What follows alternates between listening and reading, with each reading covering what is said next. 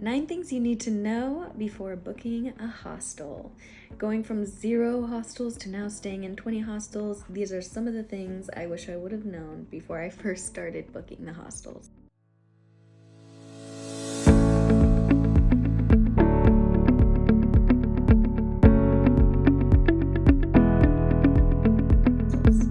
Before we get into it, let's just talk about really quick what a hostel is. It is community living. You are sharing a bunk bed in a dorm. So think of an adult summer camp, okay? And it is fun like that if you go to a social hostel. You are paying for a bunk in a room, and you're usually sharing it with 4 to 20 people. It really depends. Yes, but we're gonna get into it now, and we'll start with the type of hostel that you want to book. I wish I would have known the different types of hostels before I first started my hostel journey. I did learn that very quickly on that I do like social hostels. So a few of the different types of hostels we have are social, party, activity-driven hostels. We have eco hostels, boutique hostels, capsule hostels, and silent hostels.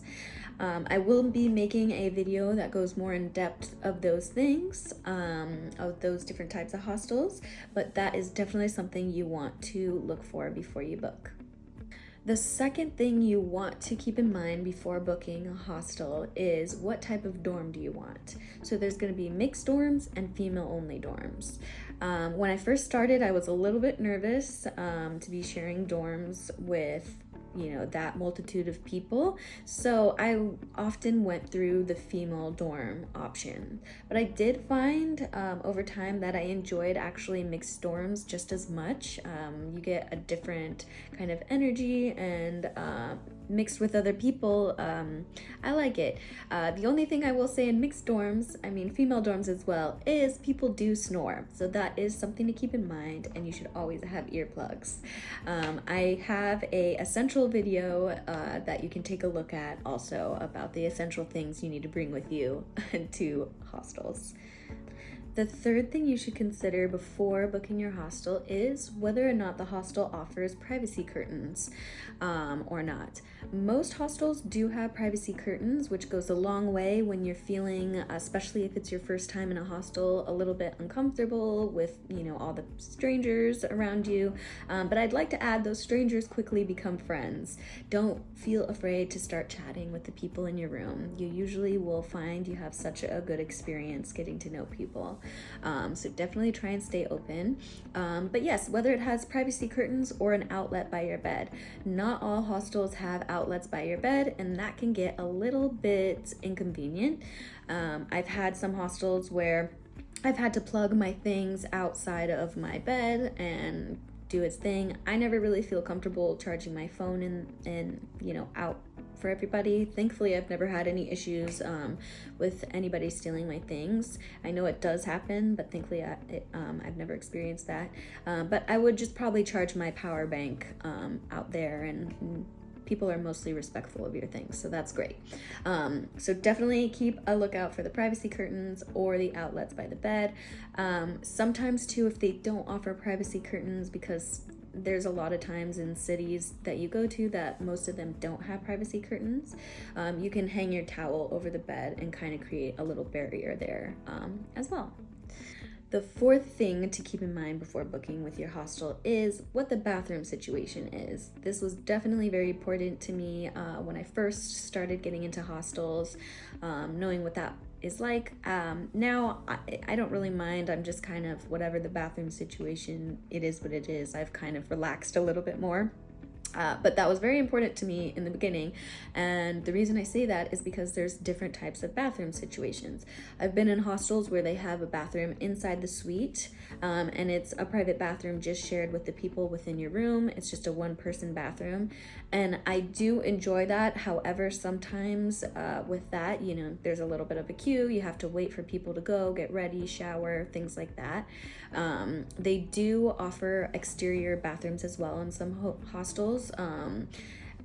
But it's more so a shared bathroom for the whole entire floor, the dorms. So it's a lot more people. There's bathroom stalls, shower stalls, things like that. A lot of the time it is separated by women and men, but there are some hostels I've stayed at where it is a co-ed bathroom and showers and stalls for both. Also, I've never had any issues with that. It's been totally fine.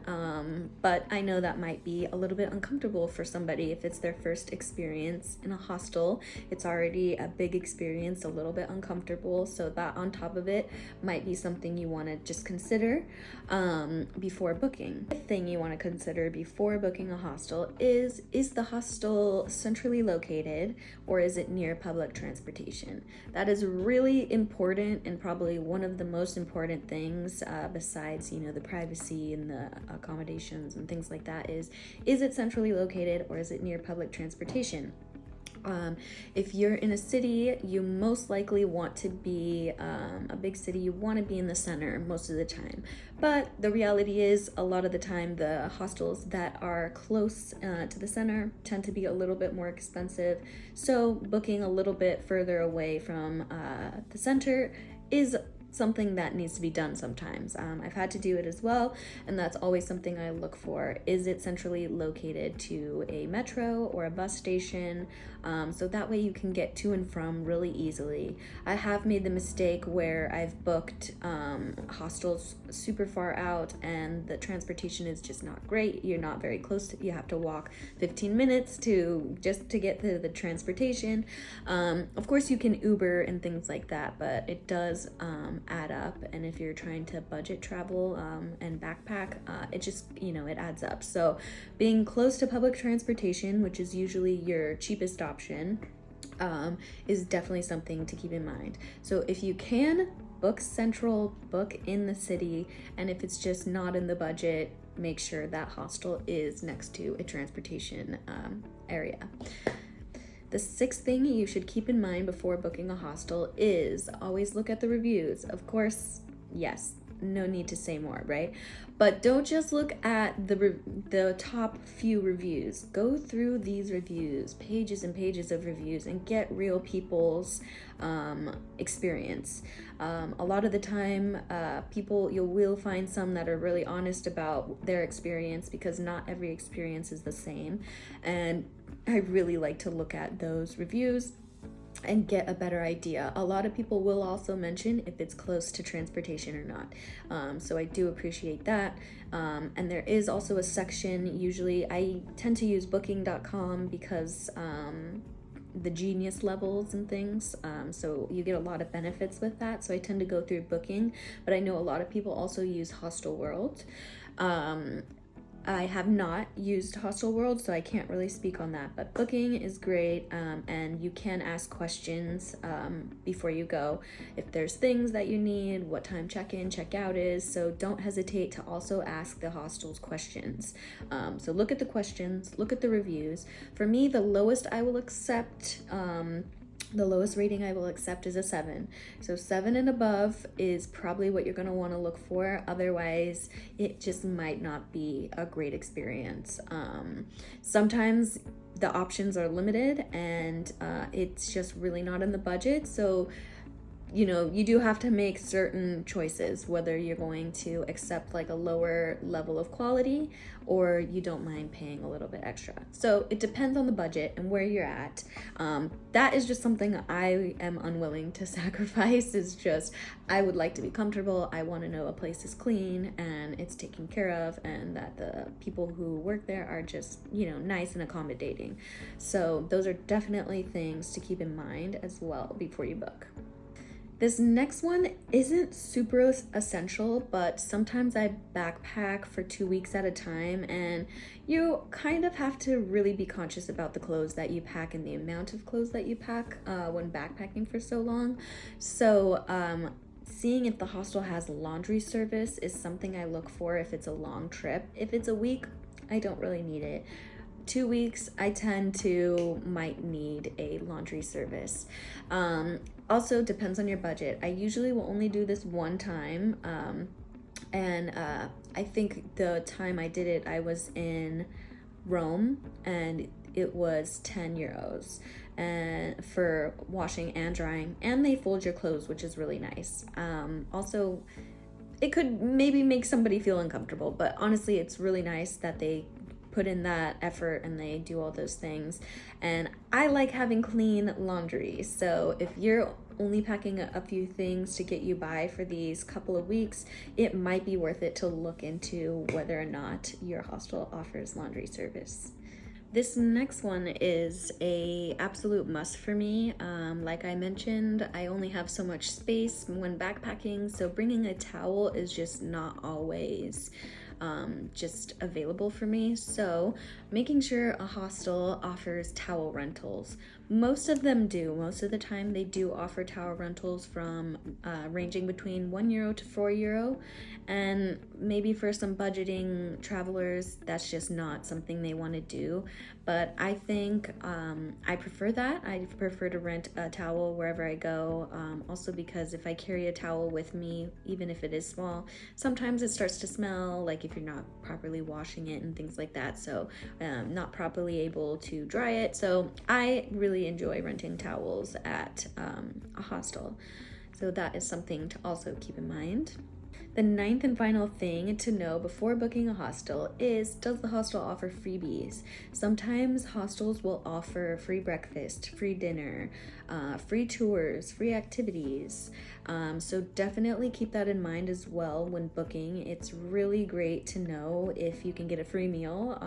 That is so great. Some hostels offer both free breakfast and free dinner, which is amazing. Very rare. Most times you will have one or the other free. A lot of hostels also do charge for dinner, but it might be like €9 to €12, depending. But honestly, that's sometimes more affordable than going to a restaurant. It just depends on your budget. So knowing whether it offers those, and free tours are great. The only thing I'll say with free tours is, even though it's free, definitely tip your tour guide. I think it makes a big difference. You can tip from 10 to 50 euros, whatever you can afford really, but sometimes it's a lot cheaper than going and booking like a tour through Get Your Guide, going from 10 euros to like 30, if you're doing a Get Your Guide tour, it's usually ranging from like 20, 30, 40, 50, versus a free tour where you just have to give the person 10. I mean, it's not have to, but it's definitely just a little bit out of respect. This person's taking their time out of their day to take you on a tour, so it definitely helps. So definitely keep those things in mind. And I hope this helped. If you have any questions about hostels, things that I didn't cover, please leave a comment below and I will definitely get back to you, or send me a message. I have, like I said, gone from 0 hostels to 20 hostels. I've stayed in a wide range of hostels, and anything I can share that would be helpful to you, things that I wish I would have known before booking, please let me know, and I will also make another video if that's something you're interested in. So thank you guys, and enjoy your hostel experience.